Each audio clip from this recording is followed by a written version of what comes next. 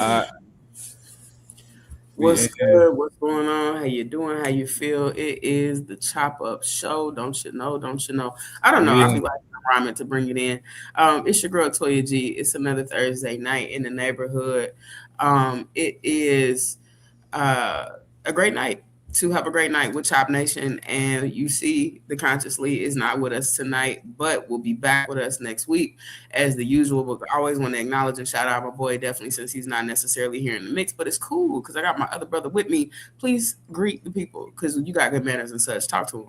We are here. This is the Chop Up. I am the political plug, and we got some serious shit to get into.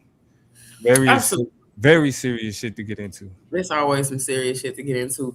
It ain't The enough world is laughing. not a game these It's days. not enough giggling and sniggling going on for me, but we doing what we can. We create our own joy here. But at the same time, we got to talk real business. I want to shout out Jimmy in the chat. I want to shout out Free DNA. What's good with you? What's going on? Y'all say what's up when y'all come in here. Y'all already know what it is. It's always a family reunion. It's always a good time. And just like us, y'all should come in peace. We come in peace. You feel me? So Without we're gonna go ahead and get into the way that we start our conversations. Give me 2 seconds. Literally, my chair is empty, but I'm gonna keep talking to y'all. It's time for the 2 minute warning. we about to get into the 2 minute drill. We about to get into Actually, the the two two minute minute drill. drill. I'm back in the building. Had to go get my timepiece because we keep it legitimate around here. And with the 2 minute drill, shout out to GA Freeman. Shout out to Antifa. What's good with y'all? Y'all know Make we sure gotta everybody talk. y'all say what's up as y'all come in. Y'all know how it go. We got to Yeah. get these rants off real quick though. Real quick, but we Yeah. talk about a couple of points of interest and contention, things going on around us that we might not splash into in the big conversation, but we definitely want to touch on for a minute. What's good, Brandon? What's good, Jadarn? Gia Giardina, my bad. My brain trying to make the connection. Yeah, all What's them good with all vibes. y'all? Giardina, what's good? Yeah. Everybody say what's up when y'all come in. I got 2 minutes on the clock, and I want to go ahead and start with you, Plug. Go ahead, hit it. You go ahead and bring it in. All right, so for my 2 minute drill this week, I don't know if y'all have heard, but the Target boycott is supposedly ending. Uh, Jamal Bryant that came out, the celebrity pastor that literally became the face, became the voice of the Target boycott, has come out and said we're ending it.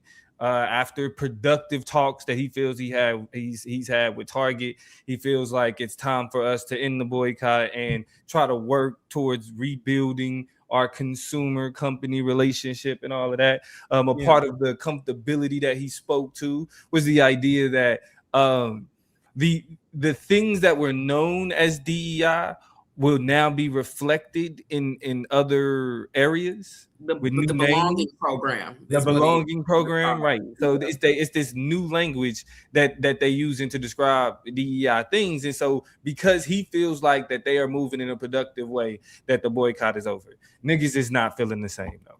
The response has not been, Doctor, you're doing a great job. The response has been, you're bugging. We don't care that you was the face. You talking about it's ending, but we not feeling that. And I actually agree more so with those people. Yeah.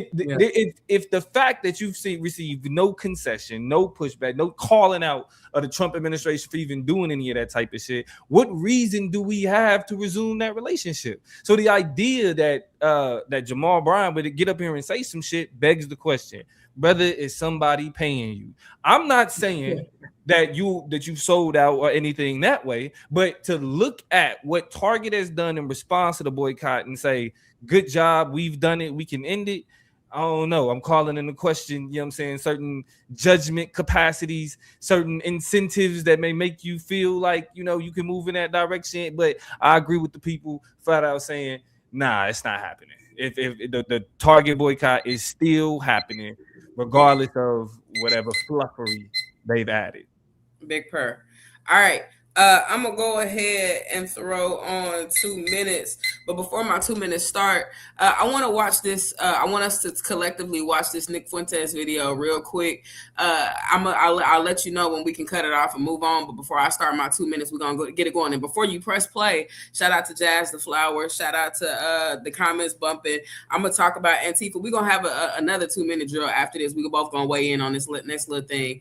And G.A. Freeman said somebody got paid, and they believe it's Without a doubt. Jamal Bryant. So, without a doubt. Go ahead and hit the clip real quick. Let's go ahead and We get into have this to next put video. all the differences aside. We really do. We have to put the differences aside, left and right, Republican, Democrat, Christian, Muslim, white, black, men, women. We have to put all that aside and stand against the occupation. Let me put it very simply in terms everybody can understand. Our country is under a hostile occupation. That's what it is. Our government is occupied. Our government, our elites, all the institutions that control the country. The United States of America is an occupied nation. Wow. We are occupied by a hostile alien force, and they have so much control that they are able to send our sons and daughters, the bravest and best among us, to kill and die for their agenda. It has nothing to do with protecting America. It has nothing to do with defending the homeland, our interests, anything like that.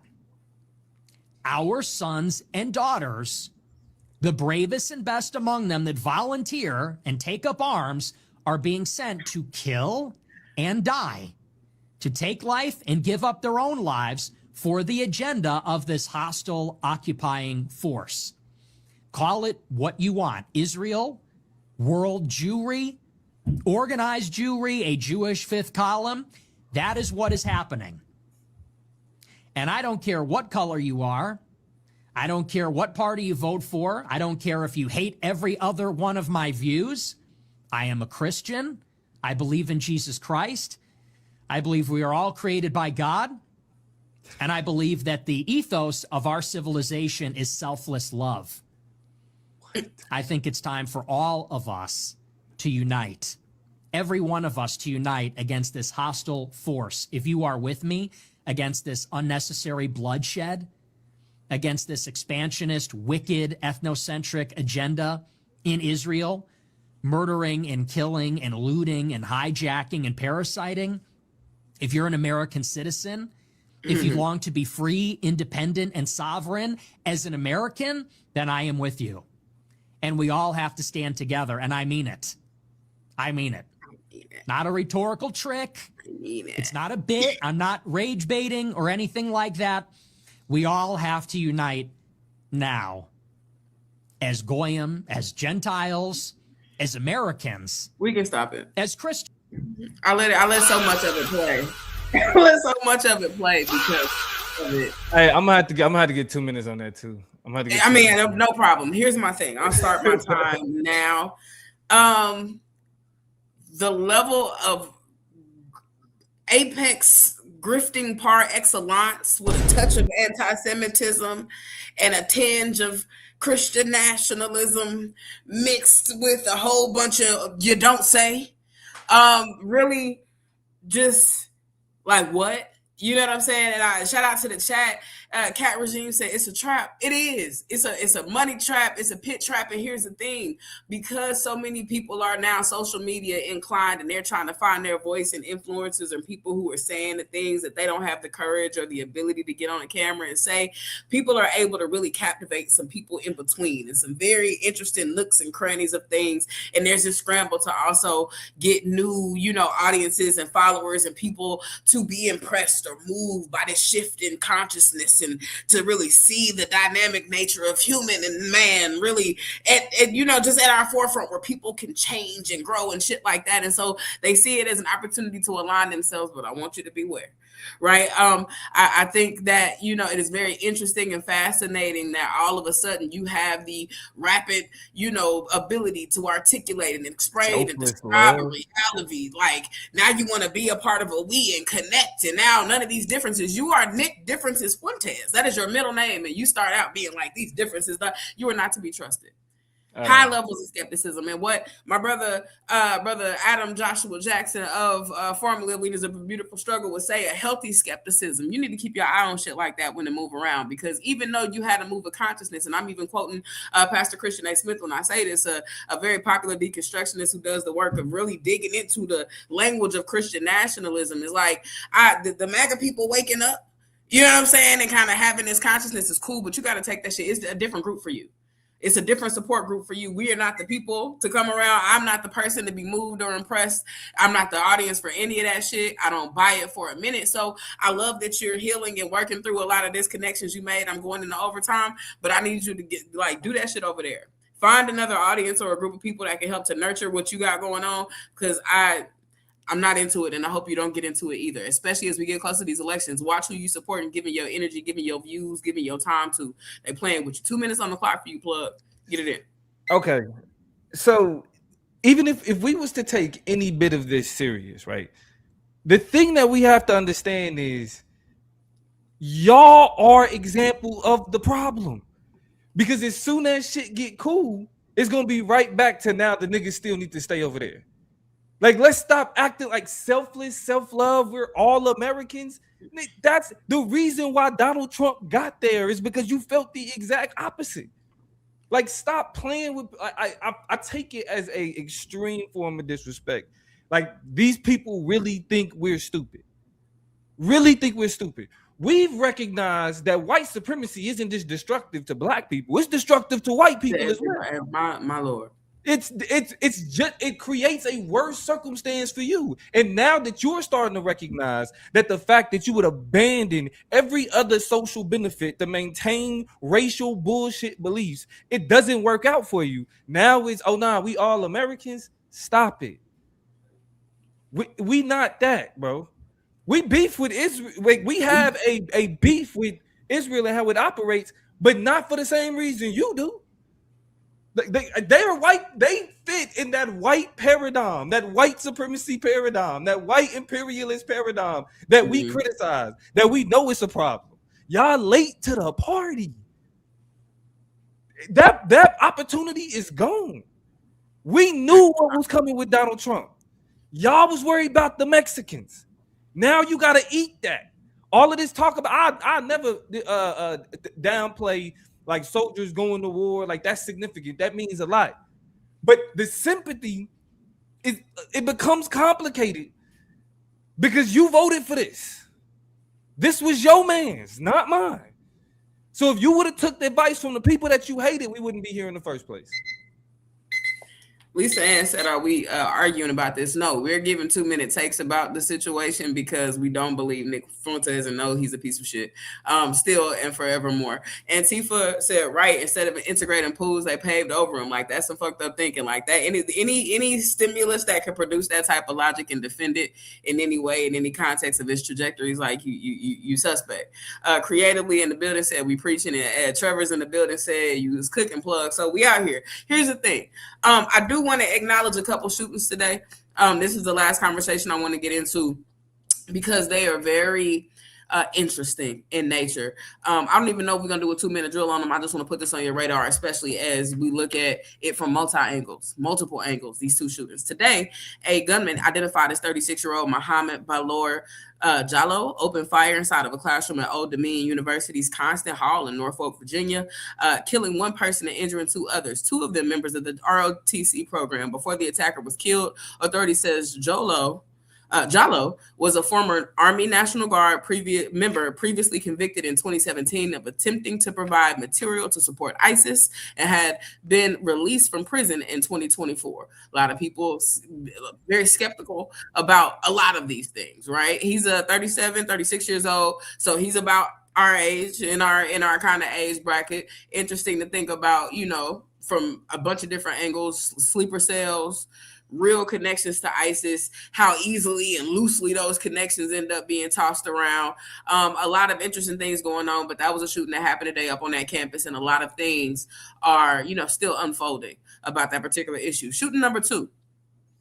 A man drove a vehicle into Temple Israel Synagogue in West Bloomfield, Michigan, crashing through the building and down a hallway before being confronted by security staff. The suspect died during the confrontation. Explosives were later found in the vehicle. One security guard was injured, and authorities said no worshipers or children at the synagogue school were seriously hurt.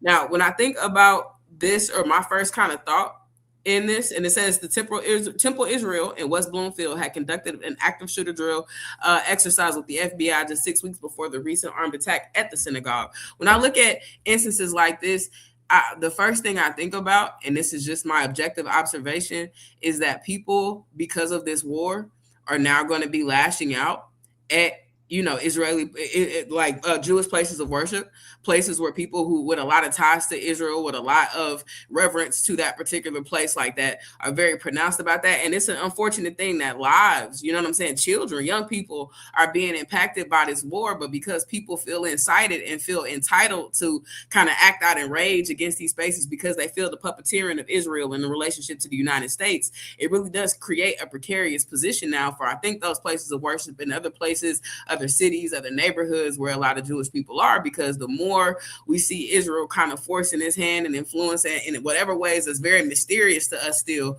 what the United States is trying to do.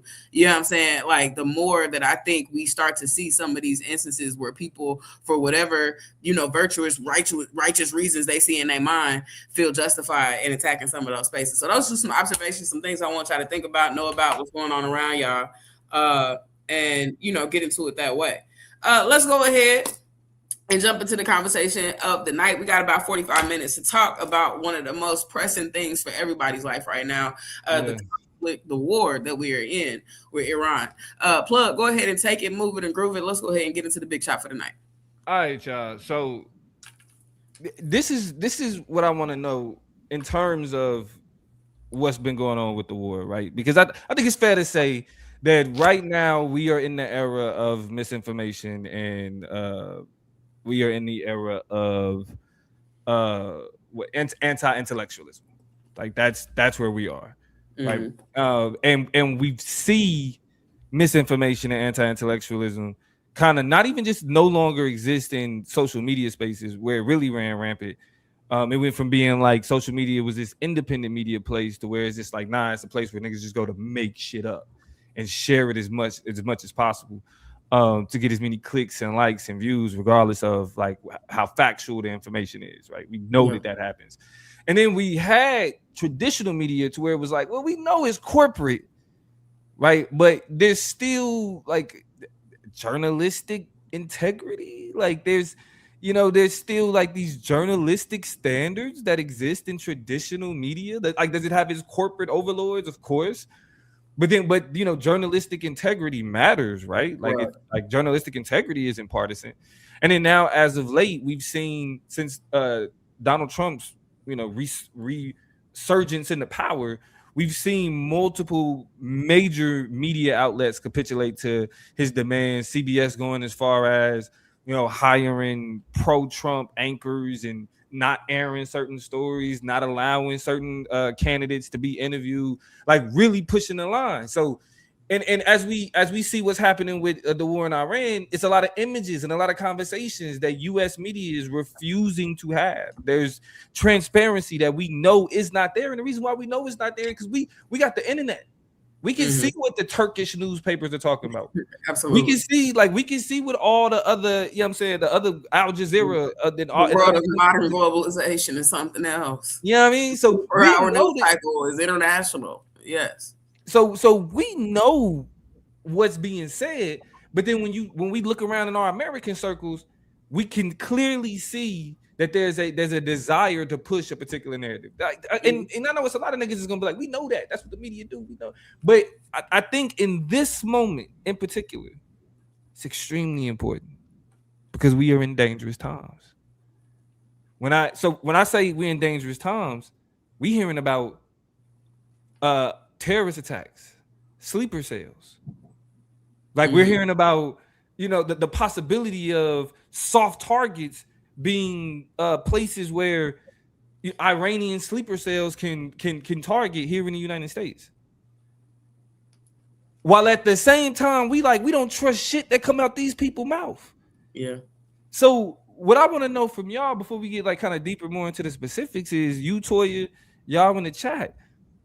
How the fuck are y'all dealing with what information you considering valid to help shape how you understand this shit and how it moves? Because me personally, I am like in a full, I ain't even like this usually, but I'm like full conspiracy theory mode. Nothing should be trusted.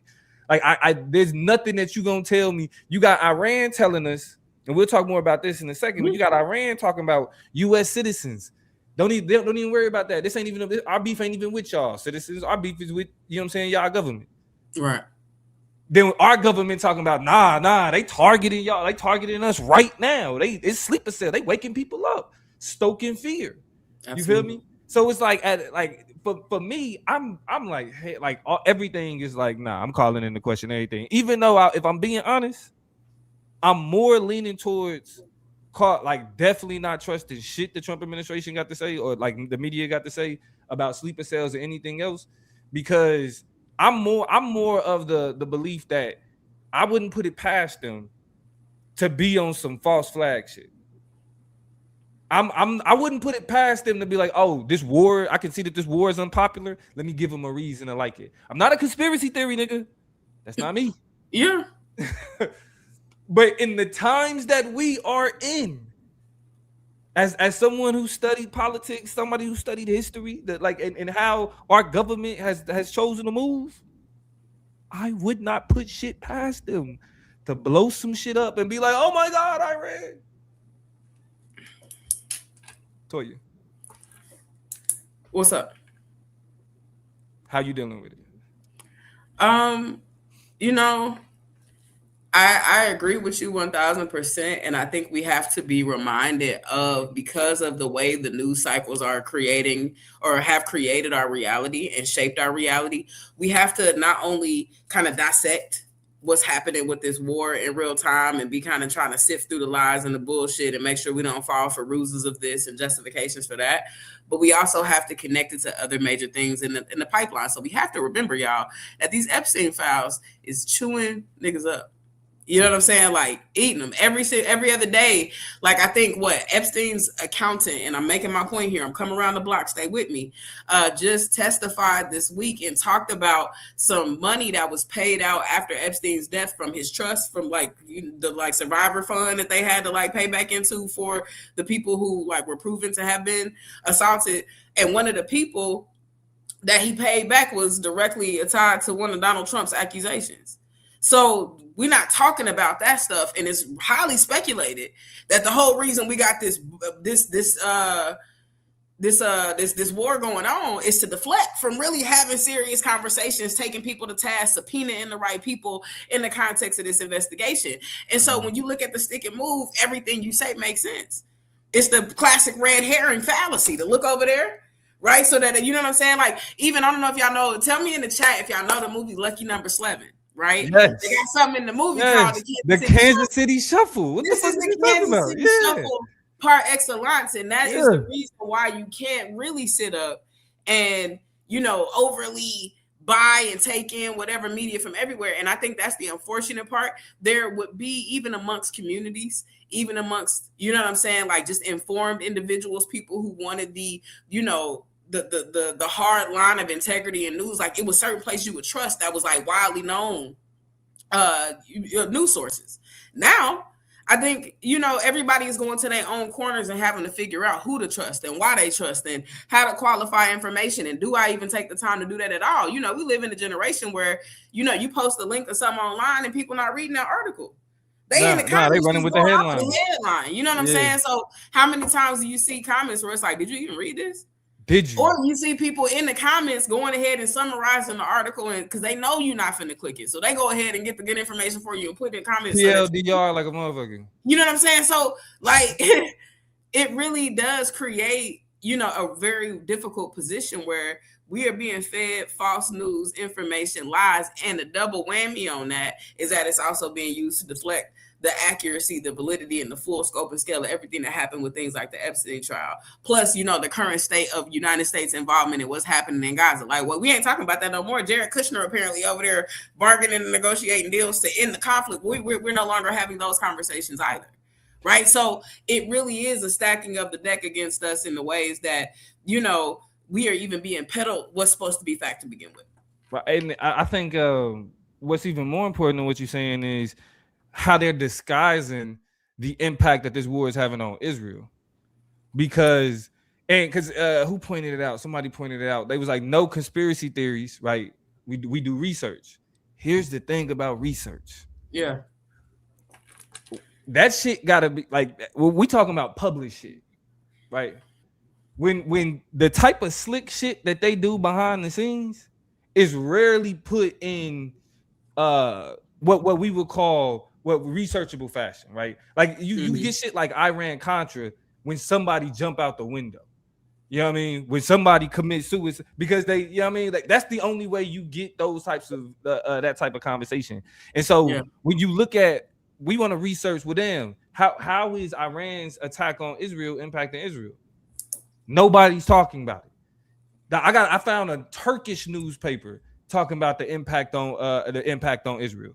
Correct. Right? You're not going to, your U.S. sources are so compromised that we can't even get an accurate depiction of the impact of what's happening because of how they're trying to protect a particular image. You know what I mean? So even research becomes a question of, well, who'd you get it from? Right? It's routinely reductive because we got to call into question every layer of how the information was compiled. You know what I mean? And it says a lot that I'm more willing to trust the leader of a foreign nation. And I can't even, as much as we calling them dictators, a lot of it got to do with religious beliefs and how people move. And a lot of these motherfuckers got some nerve calling ayatollahs dictators when they got evangelical leaders who are much worse. Absolutely. And support shit way more worse and way more and just more oppressive, if just not as oppressive as the people they call in dictators because they Muslim. So even the kind of image of the enemy that's been created for us has to be called into question in terms of how we have this dialogue. Because even at doing research, there was a lot of narratives around the ayatollahs and their radicalness and what it is they willing to accept and what it is they willing to call into question or what they're willing to allow and how they treat their protesters. America can't call them out on that.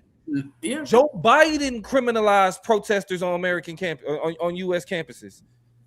You ain't got no room to talk, and you can't blame it on Donald Trump at all. Like, so before we even start to even talk about framing it on and how we should and how we should characterize them in the context of who they are in this conflict, we got to start with how we talking about them. Even if y'all, I know I sounded like I had an accent when I said it on. But that's only I'm gonna tell you why I laugh. But okay, I got my counter going, and your Iran counter is at 5. And your Iran counter is at 1. Y'all know we holding each other accountable here. We're gonna talk about these nations like the nations that they are. And so I already told Plug, and he greenlit it. He said I could do it. I just want to let y'all know he done said Iran 5 times since we started this conversation, but he did get it right once a couple minutes ago. That's why I smirked. Didn't mean to divert. Go ahead and get but that's the point though. We even pronounce their name wrong as an example of imperialism and colonization. Absolutely. So even as I'm telling myself I gotta say it the right way, I done said it 5 times in the colonizer's way to be demeaning, to be disrespectful, not meaning to. That's just that way of having that conversation is internalized. And so it's like even when we talk about research, like the publications and who is getting to tell the story, Toya. Yeah. So what I want to get into next though is the idea of the false flag shit. Mm-hmm. Right? Now you had compiled a list of specifically what was like 5 very specific claims that 4 or 5, yeah. 4 or 5, yeah. Like so let's talk about the false flag shit. Just based on the shit that's been said recently. So a couple of things that they want us to believe about the state of affairs of this war as we are 11 days in, kind of outrageous. By the way, the ticker is moving on this thing. I think maybe $50 billion, 40 something, some 40, like it's a lot of billions of dollars been spent on this war that's only been going on for a couple of weeks. So if y'all are wondering, just where the money is going, because it ain't toward affordability, it ain't toward livable lives, it ain't toward social uplift or nothing like that. It's going to the war in Iran and other places supporting you. I mean, And Pete Hegseth having lobster dinners at the in the Justice Department. But anyway, that's another story. Go ahead. Crazy. So, live number were coming to the state of California. There were the reports that we now know specifically came from ABC, if I'm not mistaken, and that those reports failed to acknowledge that a lot of the coverage on that was unverified, like kind of clearly potentially falsifiable information about drone attacks on the state of California. Apparently Iran had this, cooked up plan, and I don't know if they were sending the drones from way over there, if again this conversation about sleeper cells and internal agents who are willing to do those things and erect different violences on the state of California it was real. But we see the irony of one of Donald Trump's most hated states being the target of this potential attack, and how convenient it is, especially with the state of California being, I think, one of the most highly populated places in the United States for Iranians to live, that is the place that Iran wants to attack. Like, it just really doesn't make any sense. And so as we see here, California governor says there was no imminent threat, despite warnings about possible Iran drone attack, and that's because it was all big cap. So then we look to this narrative that we're winning everything. The United States, or apparently Donald Trump, has now chummed it up and done a couple of press conferences where he's in front of large audiences talking about how, basically they won in the first hour. They won the conflict, that they're depleted, that they're cooked to smithereens. We had Lindsey Graham talking big shit. Oh, we ain't seen nothing yet. Y'all haven't seen nothing yet. It's only going to get better and worse. And allegedly, they've been high horsing it, talking about how victorious they've been. But we know those things aren't true for a couple of reasons. One, we've experienced loss, right? And there's been conversation and speculation about boots on the ground. And there's a whole lot of debate and negotiation around the uranium and the enrichment and the right to do those things, up to the international law violations. If the United States tries to get any of those things, there's a lot of discussion about some infrastructure being torn up and, some boats being sunk, right? But even then, there's not a lot of people impressed by that, because there's still a lot of infrastructure, still a lot of nuclear development, still a lot of important places and spaces still up and running, even outside of Tehran. On top of the fact that the last time we attacked Iran, before this like full on offensive, like I forget how long ago that was. When they was first talking about World War III, it's probably like 6 months ago, or is it about 6-7 months ago? Perhaps. The U.S. attacked Iran. They was attacking each other's bases, and they said that they hit a nuclear site. So it's like, if y'all are actually destroying their nuclear sites, why do y'all keep going back? Why is it? Yeah, we won, but we got to figure out a way to leave. Here's the other thing. Allegedly, there were miscalculations on the basic tip of the iceberg assumption that there wouldn't be really a lot of cause and effect on the United States by attacking places like the Port of Hormuz. But what we know about that is that controls 20% of the world's oil access. And so in terms of we won, no, you didn't. You shot yourself in the foot. Now you have oil at about $100 a barrel. I want to say it's like $93, $94. And then we have Iranian leaders letting you know, if you keep playing games, they're going to up it to 2.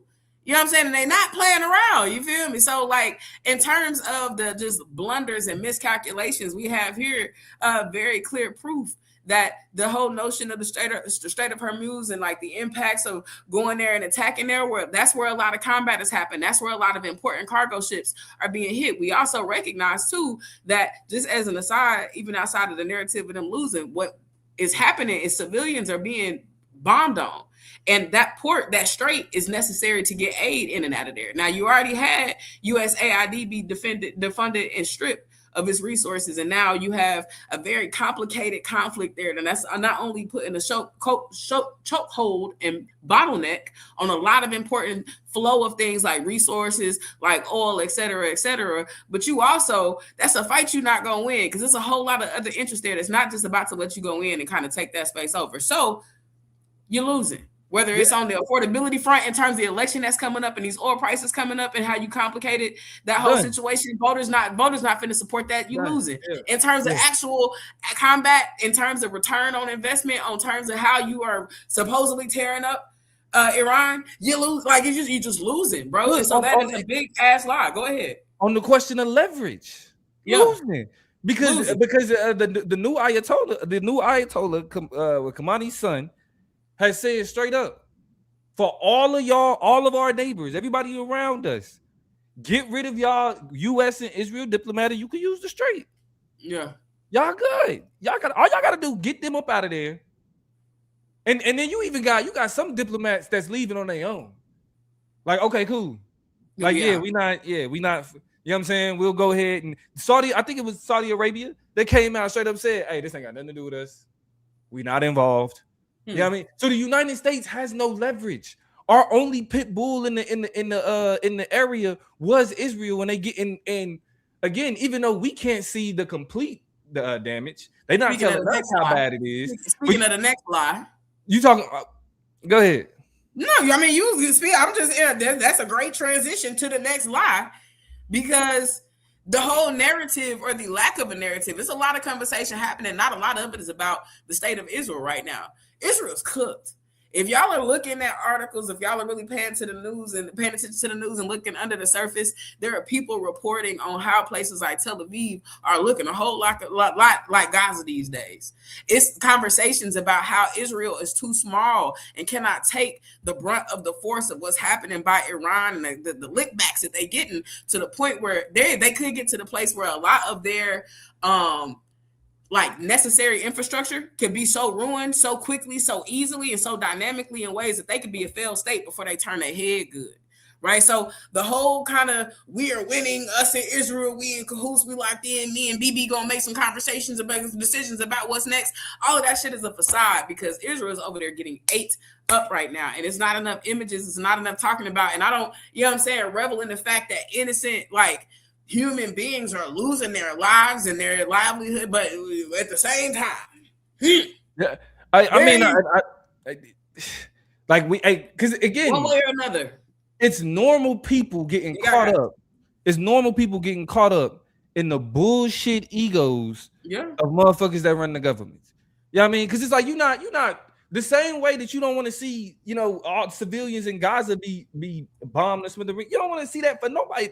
I mean, and it's people, it's Israeli activists that is like shitting on everything that Israel has ever done. You know what I'm saying? So let's not be ignorant enough to think that everybody in Israel is on the same agenda and support their government the same way we definitely for damn sure don't support the vast majority of shit this government do. You know what I'm saying? So those people are people whom it's the regular people. You know what I'm saying? Like just regular people just out here trying to live a life and just was a part of some shit with a fucked up legacy out here just trying to see what it could look like, and they get caught up in nonsense. Now I want to provide an example of how Israel is trying to downplay the damage caused by the bombing. All right, this is an article from the Jerusalem Post. After 11 days missile damage in Israel, only a fraction of Iran war in June. So yeah, it was like 6-7 whatever months ago, or more like 8 months ago, whatever. When the last time they was bombing each other. Remember that the first time that we found out that Iran could get through the Iron Dome. So they're trying to downplay it by saying, well, there was more damage with what happened back in June. That was even more messed up. That like to really make it seem like it's like, nah, it's not, it's not that bad. Because then all you got to do is just go to a Turkish source, because you can't find no U.S. source, or it's more difficult. I won't say you can't, but it's more difficult finding U.S. sources to even talk about the damage that's happening in Tel Aviv. But a Turkish article is describing it completely differently. Iranian retaliation devastates Tel Aviv, sparks exodus as 9,115 damage cases recorded.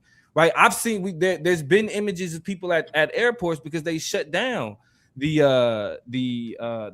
airport in Israel for people trying to get out, right? So it's like we can't even accurately assess like how Israel is even doing in the context, because it ain't no way that they're gonna let themselves be shown in U.S. media from any position of weakness. The same way we wouldn't allow ourselves to be shown in any position of weakness. Because even, the thing is, if you see Israel looking broken, we've hitched our wagon to them, they hitched theirs to ours. So any sign of weakness from either country makes the other country look weak, bad, and poor. So you can't spin the narrative that we're winning, we're doing great, whatever, from the United States perspective, if Israel over there getting their ass whooped. So you can't talk about that, because it make you look bad by connection, by association, and by your own fault.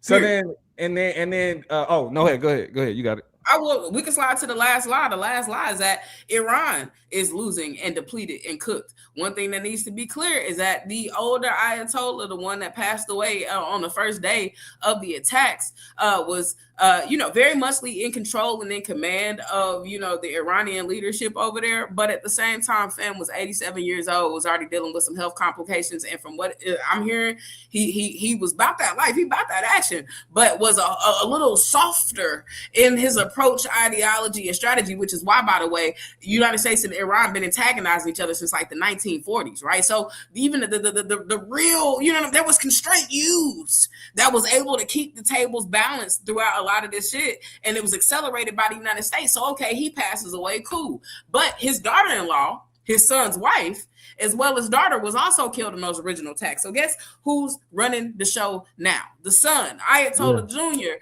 the son of the leader that originally passed away. That's who he is for right now, because I can't remember the other two parts of his name. But he is not in control of that government and is very muchly, they say, one, spry and in his mid-50s, 57, 58 years old, ready for work, ready for action, really don't give a fuck. And to the point that he is notably a whole lot more hard-nosed, a whole lot more, as the young folk will say, in crash-out mode, and even his father was. And so the interest in investments he has not only to execute the different varieties of attacks that he has in store, and even down to the amount of munition that they have. It's just like he's just like you'll be surprised. You're gonna be a fool if you think we ain't got it like that. And he's made those types of commitments on top of the fact that so many other leaders and important infrastructure has stayed intact, right? So you have misconceptions, and his name is Mojtaba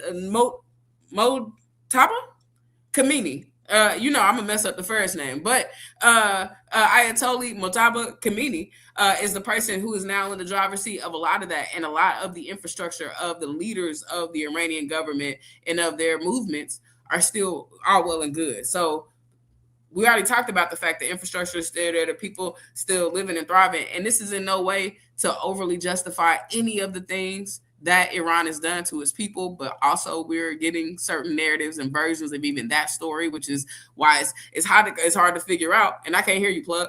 But no, I was waiting for you to get done. Got you. That's why I was about to, but I was stopping myself. Go crazy. I'm just saying it's reason I was about to believe that things are not nearly as murky as they seem. I was about to stop you on this whole. Well, I'm not saying in support of that. When we listen, don't know America bombed a school. Remember when we was like, oh my God, Israel is so fucked up because it's bombing schools. We just did that. We are responsible for the death of school children.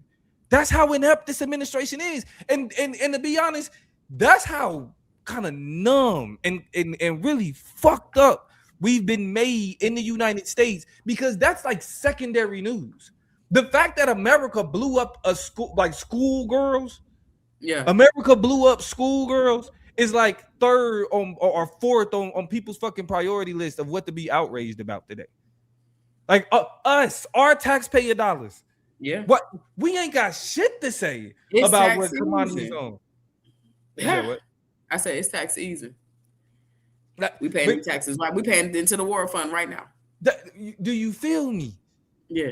Like the nerve of any type of bringing up, oh, are y'all supporting dictators? You support dictators. My God. But like easily. The lack of outrage to the shit that the United States has done just in terms of this conflict. Because we are killing civilians. Like we're bombing civilian areas. Like we're killing regular ass people. You know what I mean? With like things the shit that we call terrorist attacks. And all of this is in violation of international law. Yeah. The killing Khamenei was in violation of international law. World leaders, the heads of state are protected. Like you're not supposed, let me just make this clear. You aren't supposed to just be like, I don't like this world leader. Let me blow them the fuck up. That is illegal on the world fucking stage. What they say on shot is, "Hey yo, Max, done them." I'm sorry, I went to a place. No, I mean because that's the energy though. That's the energy. You know what I mean? You're not supposed to be able to do that There are these treaties in place. There's a reason why Donald Trump, with the amount of assassination attempts that came from inside the house. So like you said, we can't, but there's a reason why motherfuckers ain't been like, well, how the fuck do we just blow up the White House? Yep. It's rules to this shit. We got the Constitution for us. There are international laws and international rules to make sure people not just blowing each other the fuck up. And the United States is in complete violation of that. Like, I'm talking about base level international relations. We don't even got to get complicated with niggas. The world don't move like that, but we do. Yeah. The beacon of democracy. Man. What are we talking about? And I know Donald Trump been pissing people off for a term and a half. He's still walking and talking because people have constraint. I mean, of course, they know better, but we should know better too, because nothing about the United States is impenetrable. You know what I'm saying? Like, so we've been having this conversation about, man. We've been having this conversation about like what to believe and what to trust. Let's talk about sleeper cells. Right? I'm gonna give you the issue that I have with these attacks, right? Like these attacks that's just taken place. It's too easy to say that is Islamic terrorism or that is anti-Semitic terrorism. And it being too easy to say that makes me think that the sleeper cells that we have to worry about are not from Iran. It's from the people that's willing to justify this. So when you hear sleeper cell rhetoric, does it make you more concerned about what Iran is possible of, or what the United States or what Donald Trump and them is willing to do to justify this war? Ask the question again so I can make sure I answer the question that you're asking me. Are you concerned about sleeper cells?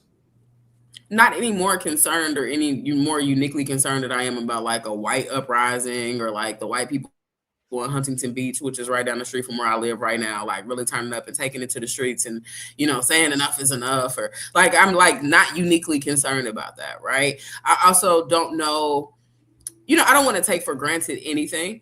But I don't think I'm a target. I think that there will be a level of strategery and execution and things that I personally like would just be like, dang, that's really actually crazy, as opposed to being like, oh my goodness gracious, I am in immediate danger. But I say that, and then we see what happened with things like 9/11, et cetera, et cetera. So I don't want to take anything for granted, right? Because I do get on airplanes and things like that. Here's what I'll say. I'll circle back and end where I began. I am more afraid of the domestic terrorism that exists around me. I am more afraid of the possibility of unregulated guns killing and taking my life in a public place where I'm just supposed to go and be comfortable. I am more concerned about like rapists and sexual assaulters and people who do not have the best interest of either myself or people that I care about at heart enough to protect those things, and they get to live their lives. Like, I'm equally concerned about all of those things, but not uniquely concerned about any of them, because that is the way that we live here. I'm with you.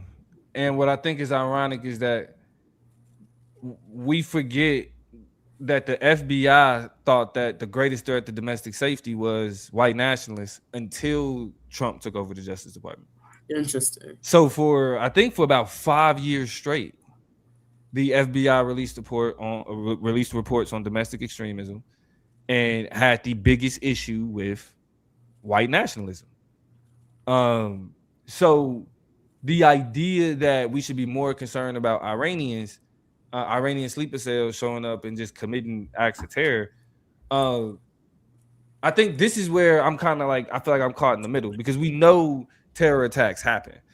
But the problem is, what do you do when the government that you're under, you have less trust in them than you do the people that they accusing of terrorism? I think if anything happens, I don't want to be a conspiracy theorist. I am a researcher. I'm a reader. Mm-hmm. I don't like claiming nothing until I have some type of definitive proof to stand on it, or I have to say that this is just some shit that I believe. The problem that we run into is when you dealing with people who are obtuse and who are as backwards and inept as the Trump administration, Like the things that would typically define a conspiracy becomes just possible.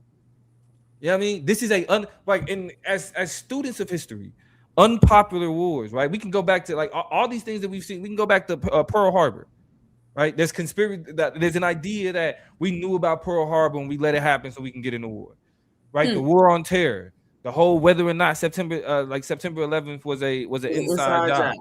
But the thing about it though is you have people who, while the astute among us may see something obvious, that at that time it was more by the books. Like, well, the books don't show nothing like that. These motherfuckers, they'll do it and get caught. They're dumb criminals.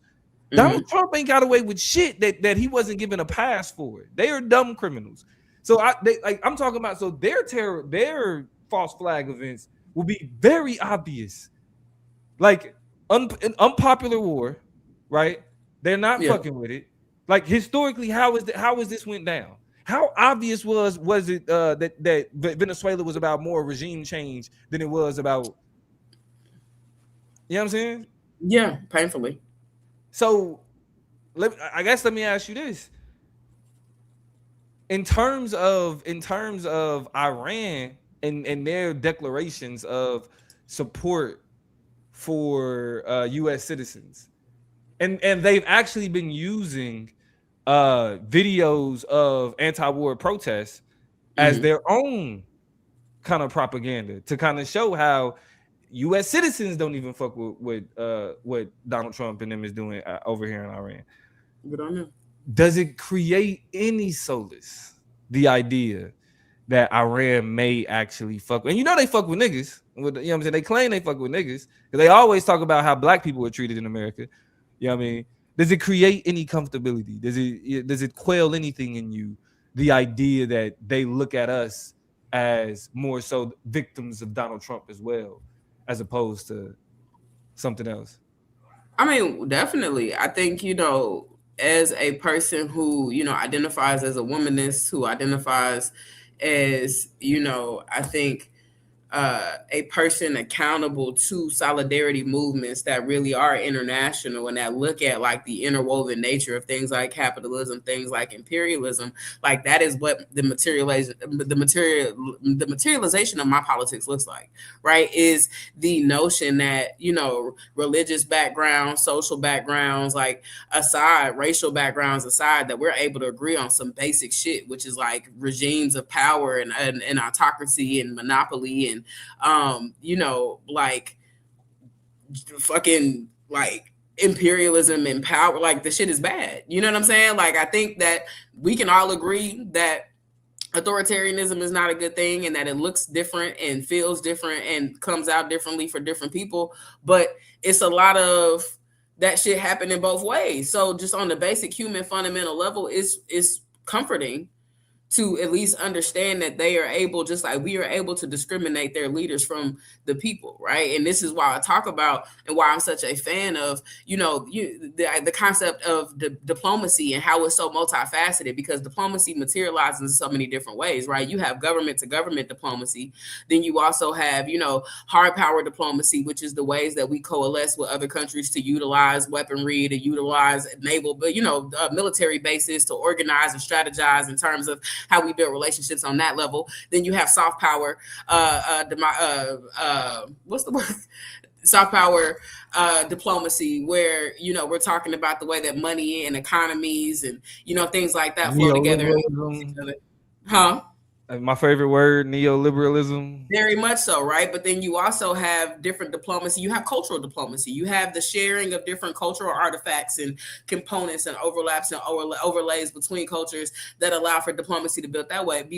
And then you also have social diplomacy, the ability for the humanization of different cultures and people, and the people themselves really building barriers, reaching over, creating relationships, identifying with each other. And so when we really even understand the dynamics of how different nations interact with each other, how they overlap and overlay, we can't, and I'm bringing it full circle, can't just stop at questions of how these nation states and how these government entities kind of deal with each other. We should be asking deeper, more meaningful, more nuanced questions about the people. You know what I'm saying? Like, even in terms of their representations and narratives, you show me a terrorist, you show me, you know what I'm saying? Like, a terrorist or somebody who's a threat to another country. I'm probably looking at somebody who's being bullied, who's being manipulated, who didn't just decide to be pissed off for no fucking reason. And so I also end up having a whole lot more questions about what they so mad about in the first place. What did you do? Right? Those are the critical thinking questions that you have to ask, as we're giving narratives about different nations, about different cultural politics, about their grudges and grievances with the United States. Take me back.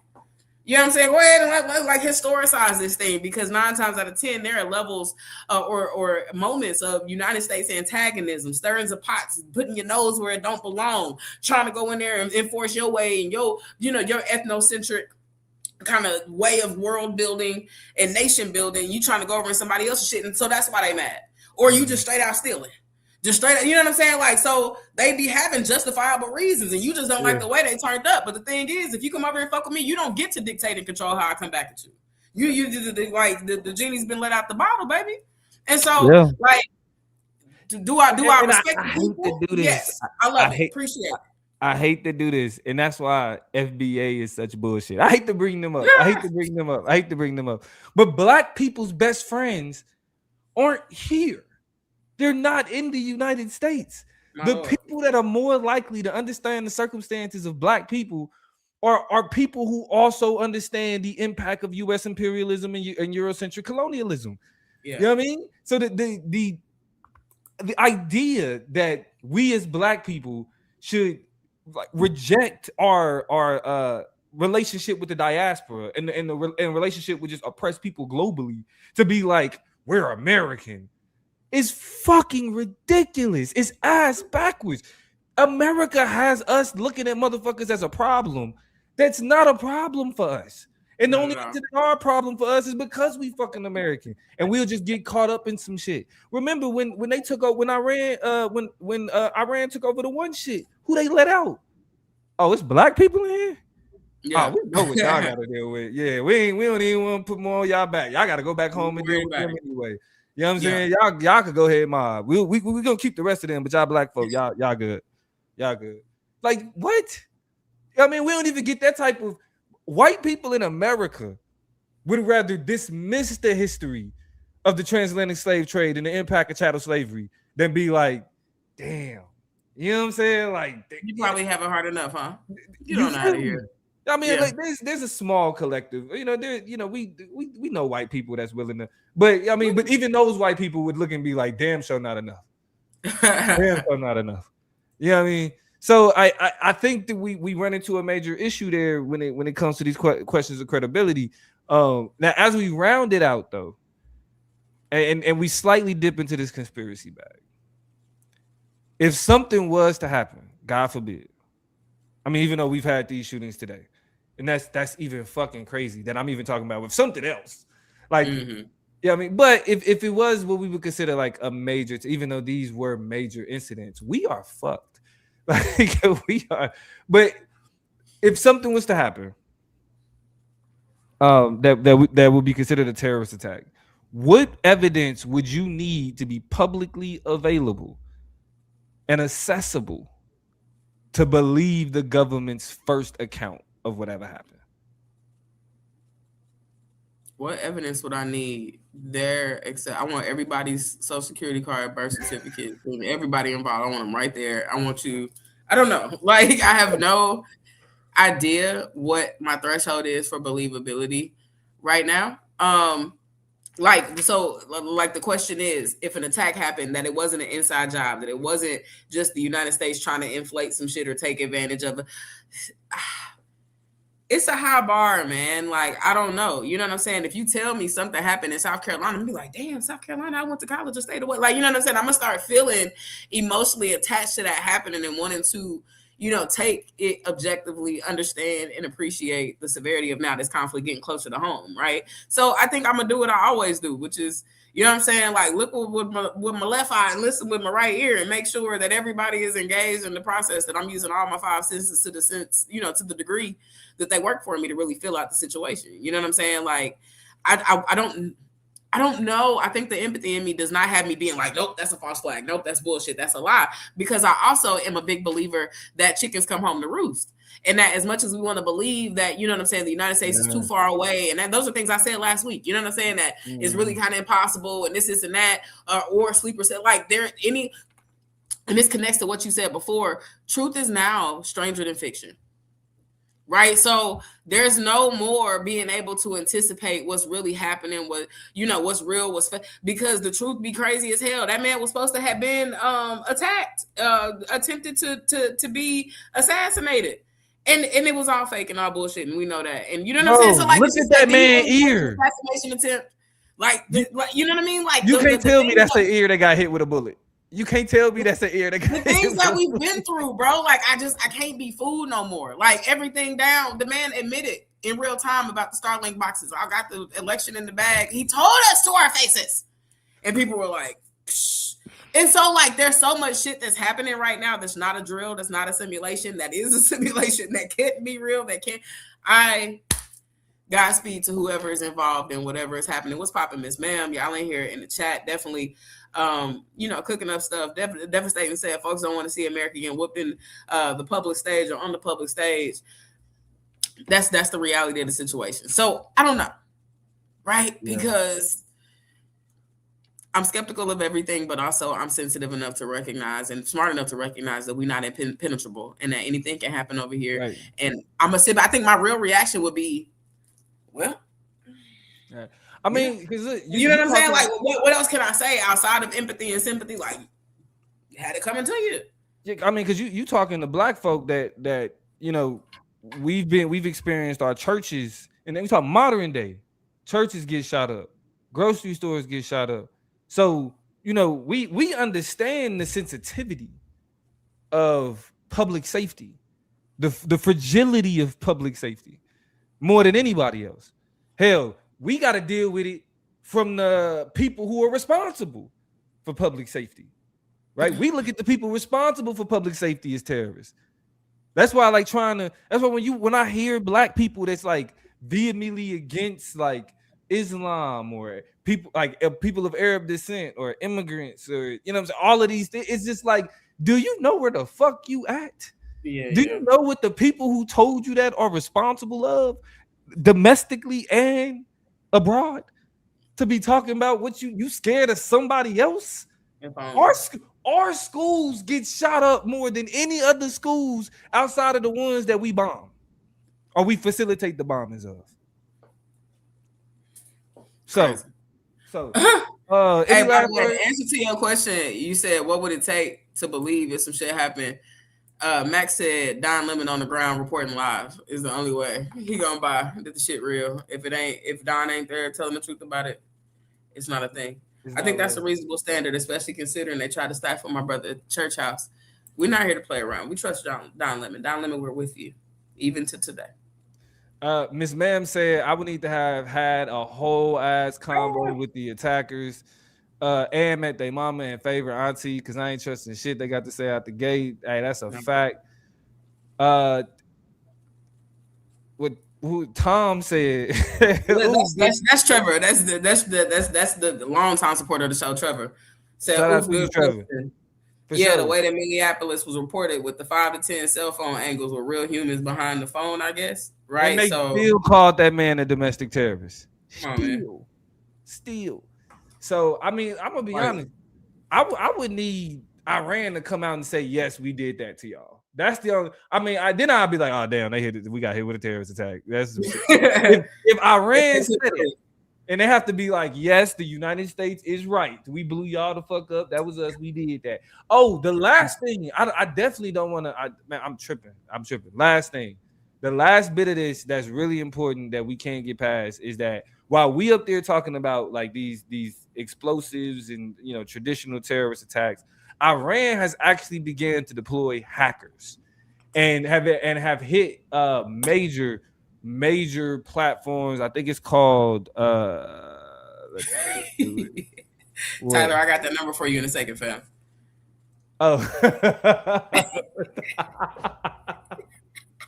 I'm sorry, Iran. No, keep talking. Hackers. No. Hackers. What's happening?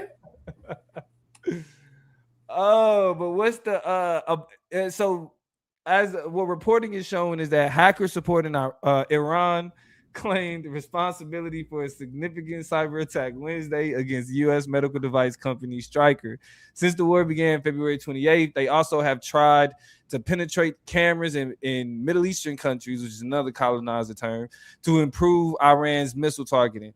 So they already showing their ability to infiltrate key U.S. Servers, systems. They've been deleting.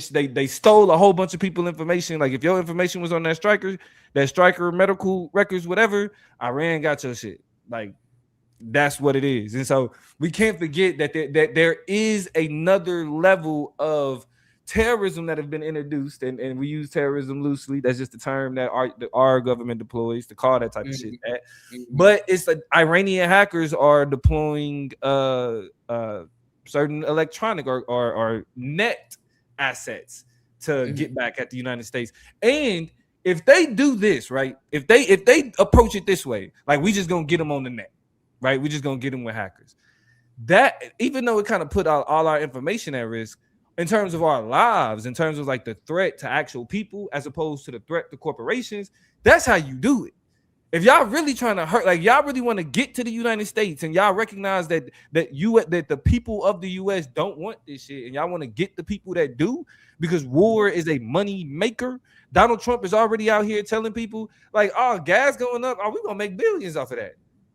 He's saying this out loud. Wicked. We gonna make millions off of gas going up. Like we benefit from that, right? If y'all want to hit them people, send in the hackers. Anonymous will probably fuck with y'all right now. Anonymous will probably be like, "Hey, be on our side." I mean, shit. Put your application in. That's all I can say. Listen, we've come to the end of our conversation.